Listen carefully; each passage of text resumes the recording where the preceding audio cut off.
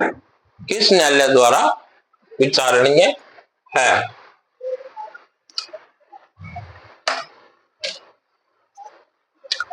High court, court of session and other court.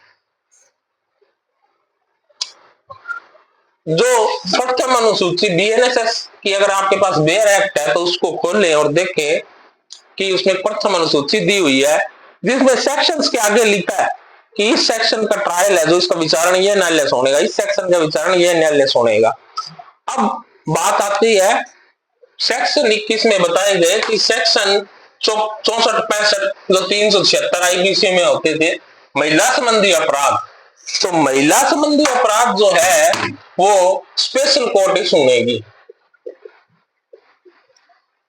64-65 इत्यादि जो 376 IPC वगैरह होते थे, 354 एबीवी अब तो ट्राइबल बाय सेक्शन कर दिया, स्पेशल कोर्ट द्वारा विचारणीय है।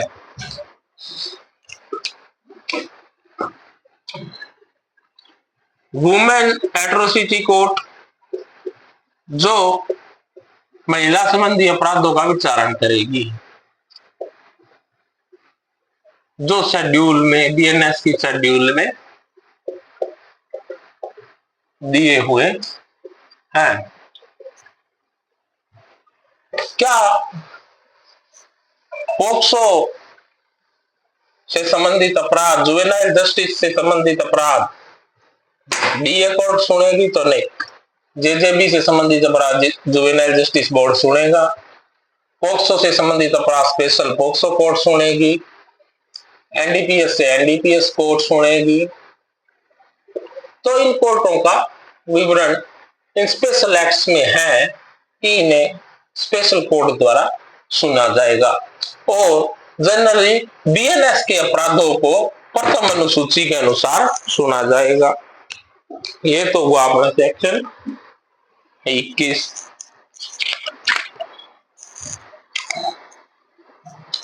अब आता है सेक्शन 22 की दंडादेश जो उच्च न्यायालय और सेशन न्यायालय दे सकता है।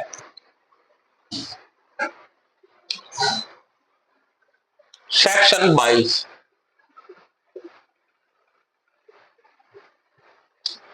बीएनएसएस, सेक्शन 22 कहता है कि हाई कोर्ट कौन से दंड दे सकता है और सेशन कोर्ट कौन से दंड दे सकता है।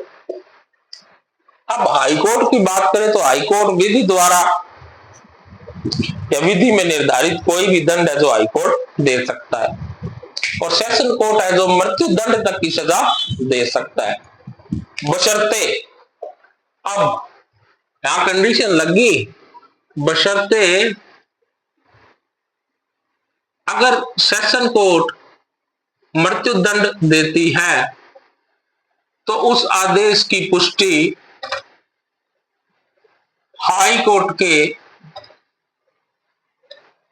दो न्यायाधीश की पीठ द्वारा की जाएगी। अगर सेशन कोर्ट ने कोई मृत्यु दंडादेश दिया तो हाई कोर्ट उसको कंफर्मेशन के लिए हाई कोर्ट जाएगा सेशन कोर्ट से।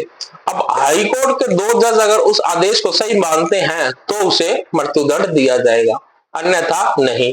अब हाई कोर्ट के दो जज में से एक माने एक ना माने, तो इस संबंध में जो सारी राय है वो अपन बीएनएसएस में आगे डीपली पढ़ेंगे। अभी सेक्शन 22 में पढ़ेंगे, तो सेक्शन 22 में इतना ही है कि हाई कोर्ट है जो विधि द्वारा निर्धारित कोई दंड दे सकता है, और सेशन कोर्ट है जो मृत्यु दंडादेश तक दे सकता है।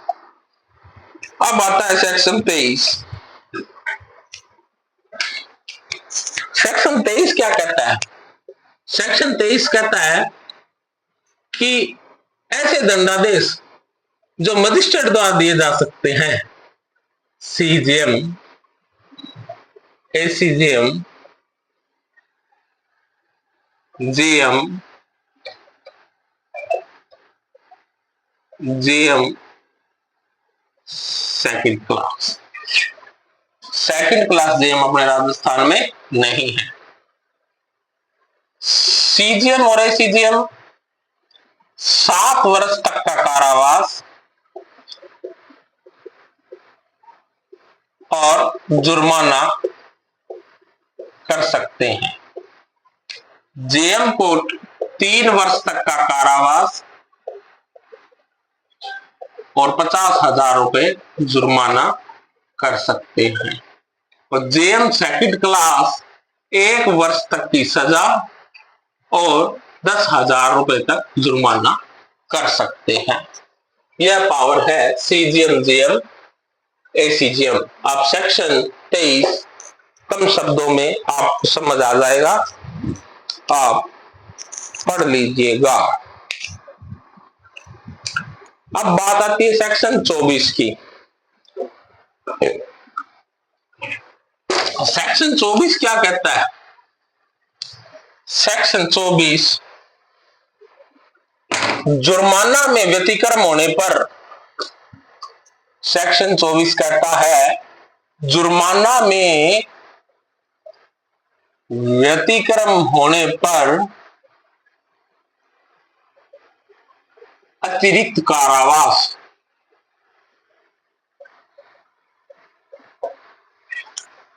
कोर्ट जैसी सजा सुनाती है 2 वर्ष का कारावास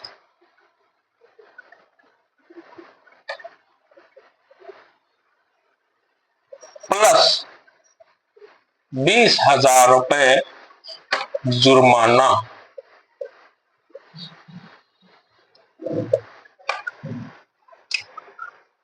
मुलजिम को जेल भेज दिया, 2 वर्ष के कारावास उसने काट लिया, अब 20,000 रुपए नहीं है उसके पास देने को, तो क्या करेंगे? कोई भी आदेश आप पढ़िएगा क्रिमिनल, उसमें लिखा होता है कि जुर्माना की अदम अदायगी में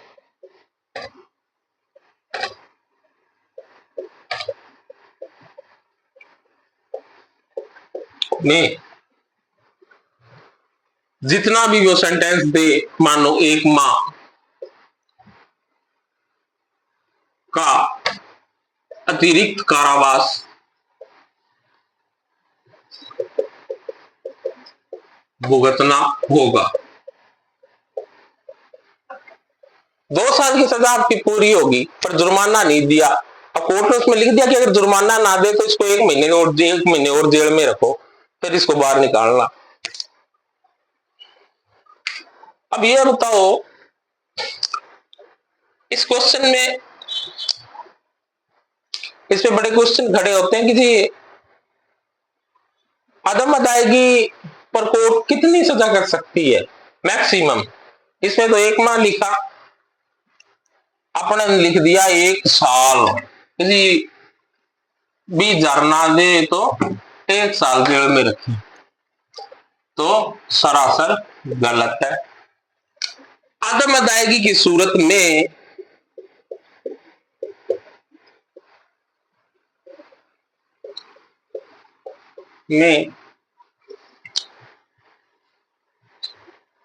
संपूर्ण सजा, जैसे 2 वर्ष की सजा है, का 1/4 से अधिक का अतिरिक्त कारावास